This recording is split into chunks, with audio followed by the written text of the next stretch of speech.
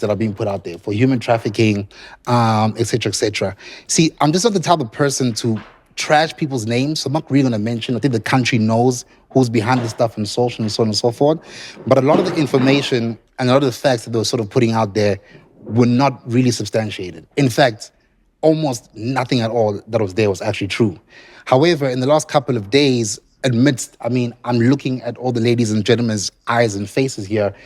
Of course, you're going to feel some type of way if the whole country's coming at you. And of course, if they are saying they saw facts, which are the Google stuff they're Googling, bro, Siva looks so depressed. Why they feel that way to be like, guys, maybe we actually did a program and we actually did something that was derogatory to what we stand for. So the immediate reaction from the influencers and creators was to apologize.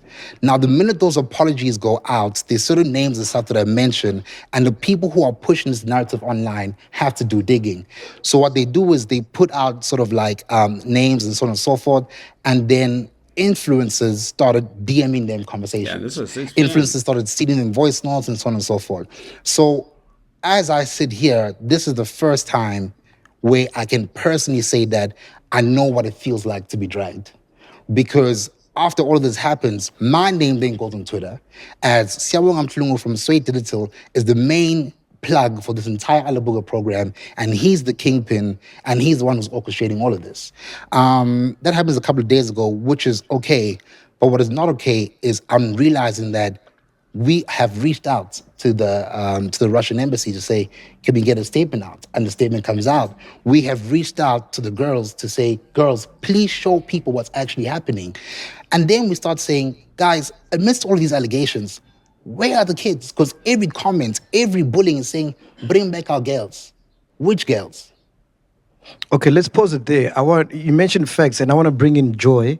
Can you tell us, how this story came to your attention? Also, Mustafa, if you want to jump in as well, and just maybe shed some facts or non-facts or what information you came up with. I don't know if I'm supposed to still introduce myself, but I'm you from can. Sunday Times. Yeah, you can. I think we all caught wind of this at the same time when it was due to Cyan Bougie's video that was questioned on social media. And when that obviously it raised questions, the fact that, I wish you could have actually spoken to, sorry. I understand that you're saying that you're not as involved in the selection process of the influencers that you use. However, I wish you could speak to the point of how you got to even having people that brand alignment in terms of what this program is about, and the influencers that you choose. It's kind of like it just does not really align, I think, on my end. But I think to come to your point is that I just heard about it on social media, and of course interrogated it. And I think thereafter there were a couple of other influencers that came out to say that, hey, we were actually also approached and these were the red flags. Influencers like Lerai, who's the MTV presenter, yes, as well as Primo, who's a comedian. And he was like, the red flags were being approached, offered $700 US, which is way beyond his actual rate.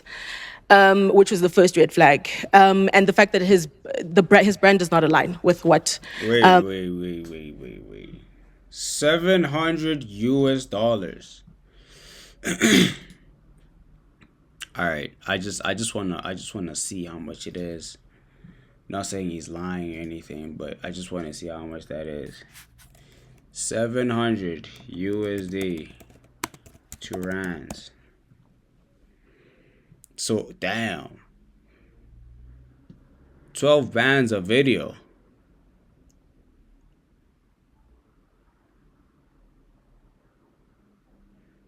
Damn. So he saw this and was like, bro, this is too much money. I'm not doing this. Damn. That's some real nigga shit. I won't even lie. That's some real nigga shit, bro. Damn.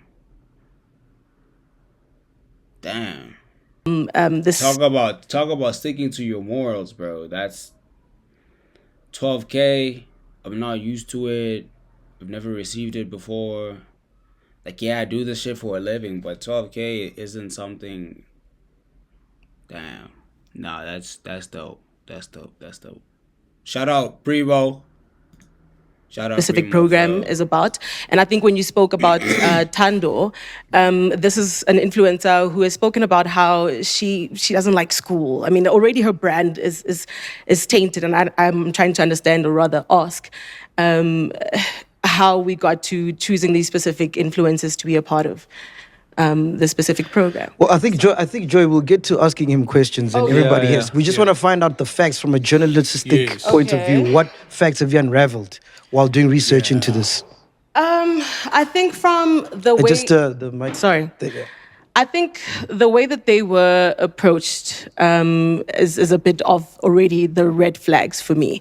Some were, I mean, Primo, for instance, the way that he was approached with this particular program, he just got a screenshot that's saying, and it was not necessarily the agency, but it was rather you saying that, oh, I want him to be a part of this. And I think he was also mentioning that the way that he was approached was very sketchy, and that was the red flag. I think the entire thing for me is just the approach of the manner, rather, in how they approached, for me, that I get to question. Yeah, I think for me that's the biggest red flag. So, as a journalist, when you went in, So that's why they ended up using Omar, cause oh no, I mean, bro, these people are so. Not only are they sketchy, but they know how to not look sketchy, bro. did some digging, is there anything you found to be untoward that this program is doing? And also, like he's mentioned, and we've all seen on Google, there are articles. Are these from credible sources? As a journalist, you would know whether a Bloomberg is credible versus some obscure blog. So are these from reputable the articles that are saying, that are smearing the whole Alabuga program? Are these credible? And from your research, is there human trafficking? It's obviously still under investigation, so I cannot really speak to the fact whether it is actually human trafficking. I cannot confirm What that. from Sure. what you've gathered? From your research. I cannot speak to that fact. I would rather not. I think I would be speculating, which is not what I'm trying to get to. And I think when you mention the platforms that I've been speaking on this matter, some are not credible. Which for me made me reach out to lawyers to rather speak to how this even came to be. And it's from the sources that I've spoken to, it's not seeming credible. Yeah. Mustafa, you wanna jump in? I wanna, I think the first thing I want to kind of give context to is the whole research part on the part of the actual influencers themselves, not the agencies or the intermediaries like the managers and stuff like that. Being somebody who has been in the industry for a very long time in terms of creating campaigns, etc., I will say this: there are a lot of international offers for various things that come in for influencers. I must say that's a start. Whether they're offering you to pay you in USDT, in crypto, in fact, they almost feel like spam. So there is a lot of that is out there. What is very important to understand is what should have been the red flags. I don't necessarily think these are things that influencers themselves would have been able to fully unpack. And I must say that. And I know that this is a very contentious issue for everybody, but we've got to give you a full view of how influencer marketing works so that you can understand the context that people deal with stuff in. So somebody has to ultimately receive the thing, and I think that was Sia's company, right? Sway Digital. So that's Sorry. I'm sorry to cut him off. I was just waiting for my turn to speak again, right? But we are actually not the only agency. No, this. 100%, All right, cool. 100%. So, All right, great. Gotcha. but in this context, you're the first person to come into the guys. So checks and balances should have happened at his level. Yeah. Then the second checks and balances should have happened at the managerial level, right? Because one, it's not a South African-based campaign.